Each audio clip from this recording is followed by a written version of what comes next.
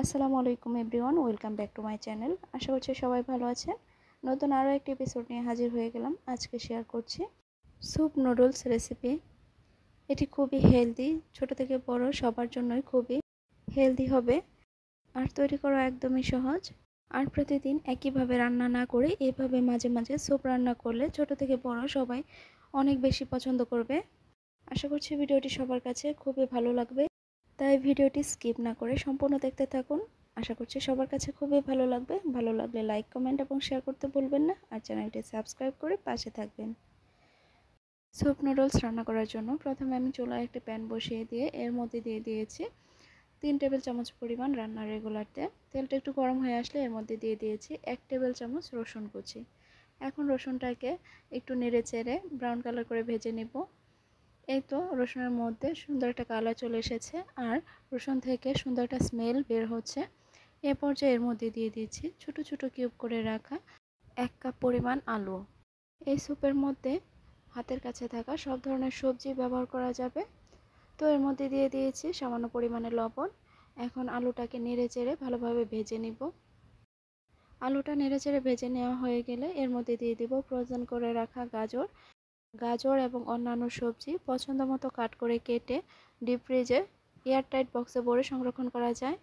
এতে বেশ অনেক দিন পর্যন্ত ফ্রোজেন করা সবজি যে কোনো কিছুতে ব্যবহার করা যায়। আমি গাজরগুলো জুলিয়ান কাট করে রেখে দিয়েছিলাম যেন নুডলস কিংবা পাস্তা এগুলোতে ব্যবহার করতে পারি। কথা বলতে বলতে গাজরগুলো ভেজে নেওয়া হয়ে গেছে। এখন এর মধ্যে দিয়ে দিয়েছি পরিমাণ মতো পানি। এখানে আমি 3টে নুডলস স্যুপ রান্না করব, তো সেই অনুপাতে আমি এখানে পানি দিয়ে দিয়েছি। 1 প্যাকেট নুডলস স্যুপ রান্না করলে এবং সাথে অন্যান্য সবজি দিলে 3 কাপ পরিমাণ পানি লাগবে। এখন পানিটা বলক আসার জন্য অপেক্ষা করব। পানিটা যেন খুব তাড়াতাড়ি বলক চলে আসে সেই জন্য এর মধ্যে ঢাকনা দিয়ে দিয়েছি। এই তো পানির মধ্যে বলক চলে এসেছে। এই পর্যায়ে এর মধ্যে দিয়ে দিব নুডলস। আমি এখানে ম্যাগি নুডলস দিয়ে স্যুপ রান্না করছি। আপনাদের হাতের কাছে যে নুডলসটা আছে সেটা দিয়ে আপনারা এই স্যুপটা রান্না করে নিতে পারবেন। তো এখানে আমি 3 প্যাকেট নুডলস ভেঙে ভেঙে দিয়ে দিচ্ছি। নুডলসটা দেওয়া হয়ে গেলে একটা হাতার সাহায্যে নেড়ে দিব এবং নুডলসটা হাফ সেদ্ধ হওয়ার আগ পর্যন্ত অপেক্ষা করব। নুডলস হাফ সেদ্ধ হয়ে গেলে এ পর্যায়ের মধ্যে দিয়ে দিব টমেটো সস। এই স্যুপের মধ্যে আমি 3/4 কাপ টমেটো সস ব্যবহার করছি আর এটা আমার নিজের হাতের তৈরি টমেটো সস। এর একটা ভিডিও আমার চ্যানেলে আছে, আপনারা চাইলে দেখে নিতে পারেন। তো দেখুন টমেটো সসটা দেওয়ার পর স্যুপের মধ্যে সুন্দর একটা কালার চলে এসেছে আর এটার টেস্টটাও 1000 গুণে বেড়ে যাবে টমেটো সস দেওয়ার কারণে। নুডলস স্যুপ হয়ে যাওয়ার আগে এর মধ্যে দিয়ে দিতে হবে কর্নফ্লাওয়ার গোলানো পানি। আমি দিয়ে দিয়েছি কিন্তু এটা কোনো কারণে স্কিপ হয়ে গিয়েছে সেজন্য দেখাতে পারলাম না। আর এদিকে আগে থেকে 2টা ডিম সিদ্ধ করে আমি ছোট ছোট কিউব করে কেটে নিয়েছি। ডিমগুলো স্যুপের মধ্যে দিয়ে ভালোভাবে নেড়ে মিশিয়ে নিচ্ছি। এখন এই স্যুপের মধ্যে দিয়ে দিচ্ছি নুডলস প্যাকেটের মধ্যে যে মশলাগুলো ছিল সেই মশলাগুলো।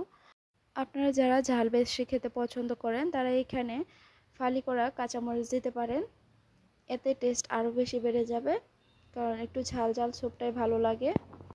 চুলাটা অফ করে নামিয়ে নিয়েছি চুলা থেকে। এ পর্যায়ে এর মধ্যে দিয়ে দিয়েছি লেবুর রস। আমি এখানে পুরো একটা লেবুর রস ব্যবহার করছি আর স্যুপের মধ্যে একটু টক টক টেস্টটাই ভালো লাগে। এই তো নুডলস সম্পূর্ণ রেডি, এখন আপনাদেরকে সার্ভ করে দেখাচ্ছি।